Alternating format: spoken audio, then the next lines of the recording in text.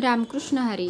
माऊलीची पायवारी चालू आहे आणि पहिलीच एकादशी, भागवत एकादशी. त्यानिमित्ताने मी इथं आज मस्त अशी खिचडी बनवणार होते. पण काय करणार, घरामध्ये हा बारीक साबुदाणा होता आणि त्याची खिचडी कोणालाच आवडत नाही आहे, म्हणजे त्याची चव लागत नाही.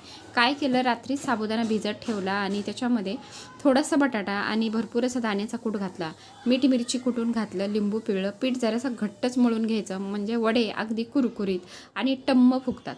पीठ लूज झालं तर अगदी तेलकट असे वडे होतात. त्याच्यामुळे असे बारीक साबुदाण्याचे वडे मी छान असे सगळ्यांना बनवून खाऊ घातले. त्याच्याबरोबर तुम्ही चटणी करण्याऐवजी गोड दही जरी केलं तरी अगदी वड्यांबरोबर खायला छानच लागतं. त्याच्यामुळे असे हे साबुदाणे माझ्याकडे बरेच दिवस झालं घरात पडून होता.